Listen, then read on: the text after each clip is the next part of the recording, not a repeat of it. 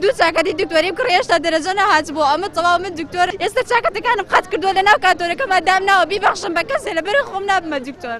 گریانی بە کوڵی دەرچوویەکی پۆلی 12 ئامادەیە کە شەو ڕۆژی خستووە سەریەک تا بتوانێت لە بەشی پزیشکی گشتی وەربگیرێت، بەڵام سیستەمی وەرگرتنی ئەم ساڵی خوێندن ئارەزوەکانی هەڵوەراند و دەڵێت خەونەکانم بە باچوون. ئێستا 50 ملیۆن دینار لەکوێ بهێنم تا لە پارالێڵ بخوێنم لە کاتێکدا سەرچاوەیەکی برژێوی سنووردارمان هەیە. چاکەتی دکتۆرەکەم کڕی بوو لە ناو چاوەکەما بوو بەخوا چاکەتی دکتۆرەکەمە کردە بەرم ئەوە من ئەبمە دکتۆر ڕۆژێک دێ ئەبمە دکتۆر. دوو چاکەتی دکتۆریم کڕ هێشتا دەرەجە نەهات بوو ئەمە تەواو من دکتۆرم ئەوە نەم حەز لێ بوو لە مناڵەوە خەوی پێوە ئەدینم.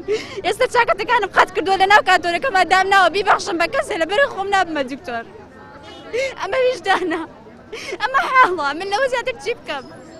من خەریکە ئەمرم لەبەر دەرس خوێندن چاوم کەس بوو، من لەم شکا تووشی نەخۆشی بووم. ئاخر چی بکەم لەوە زیاتر؟ ئاخر ئەمەکەی ویژدانە.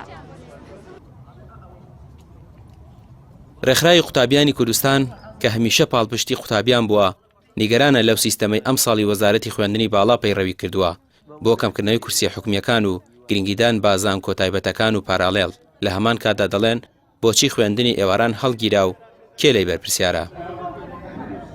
ئەوەی کە قوتابی خوێندکاری بۆ کۆبۆتەوە پلانی پێچەوانی وەزارەتی خوێندنی باڵایە، یعنی تێناگەین لەوەی ساڵ بە ساڵ وەزارەت پلانەکەی پێچەوانەی بەرژەوەندی خوێندکارە ڕوا لەلایەک ئەڵێت ئێمە نمرەی بەرز ئیمساڵ زیاد هاتووە، لەلایەکیی هەر خۆی ئەڵێ ئێمە کورسیمان کەم کردوتەوە، ئێم دوو قسەیە بانێکەوتووهەوە. تۆ چۆن لە کاتێکا بە بیانی زۆری نمرە ئەچی دەڵێ نمرە بەرز بۆتەوە بۆیە بەژنیە لەلایەک شەو دەی خۆت کورسێکی لێ سەریتەوە.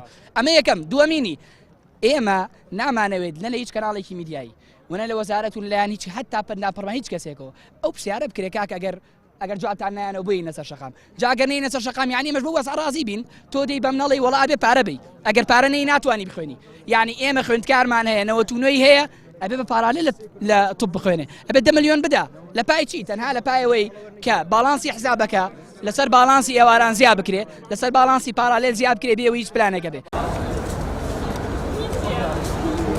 ڕێکخراوی قوتابیانی کوردستان دەڵێت ئەمساڵ بەشێکی زۆر لە قوتابیان لە زانکۆ بەرزەکان بێبەش کراون و پاساوی حکومەتیش بوونی ڕێژەیەکی زۆری کۆنمرەی بەرز بووە، بەڵام قوتابیان ئەوە ڕەت دەکەنەوە، دەڵێن لە پێناو زانکۆ تایبەتەکان چارەنووسی دەیان قوتابیان ڕەش کرد کە بە شەو نخۆنی و هیلاکی زۆر توانیان ئەو نمرە بەرزانە بەدەست بهێنن. ئێمە وەکو ڕێکخراوی قوتابیانی کوردستان پشتیوانی داواڕەواکانی قوتابیان و خوێندکارانیان ڕازیەکەین لە ئەو دەرەنجامانەی کە لە سیستمی زانکۆلاینا کەوتونەتەوە. هۆکاری سەرەکی ئەم گرفتەی کە ئێستا هەیە ئەمە نەتیجەیە. کۆمەڵی هۆکار هەبوون کە ئەم نەتیجەیەمان دراوە بەدەستەوە، کۆمەڵی بڕیار لە کەمکردنەوەی کورسەکانی خوێندن، لە زیادکردنی ڕێژەی پارالێل، لە لابردنی بەشە ئێوارانەکان بەتایبەتی پەیمانگا پزیشکیەکان، ئەمانە هەمویان هۆکار بوون. لێکەوتەکەیان ئەو بوو کە کۆنمرەی بەشەکان بە شێوەیەکی گشتی هەموو بەرز بوونەتەوە، بەڵام بەتایبەت بەشە باڵاکان کە بە نمونەی کۆلێژی پزیشکی زۆر دێتەوە، ینی 99.1 کۆلێژی پزیشکی وەری نەگرتووە، ئەبێ 99.4 هەبوو بێ، ئەویش لەکوێ لە گەرمیان واتە 6 کۆلێژە پزیشکیەکە کەمەکەیان گەرمیانە. بۆیە ئەمەوە بڵێم کە ئێمە وەکو ڕێکخراوی قوتابیان پشتیوانی تەواوی داوەڕەوەکانی قوتابیان و خوێندکارانین بۆ چونکە ئێستا ستەمیان لێکراوە بە کۆمەڵێ بڕیار دەکرا ئەم گرفتە چارەسەر بکرێ و ئەم لێکەوتە گەورەی نەبوایە، چون بەڕاستی منتەقی نیە قوتابی خوێندکارێک لە 300 بۆ 350 پرسیاری وزاری تەنها 3 پرسیار نەزانێ، بەڵام لە کۆلێژی پزیشکی ناوی نەگەڕێتەوە. ئەمساڵ کۆنمرەی 99 لە بەشی پزیشکی گشتیدا ناوی نەگەڕاوەتەوە و 99.3 نەبێت. دەرچوویش هەیە بە کۆنمرەی 99.143 ناوی لە کۆلێژی پزیشکی گشتی نەگەڕاوەتەوە و وەزیری خوێندنی باڵاش وتی بۆی هەڵەپڕکردنەوەی فۆرمی زانکۆلاینەوە بووە.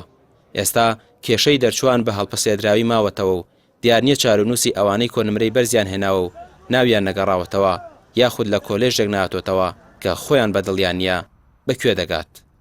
ڕامیار عوسمان، کەناڵی پەیام، سلێمانی.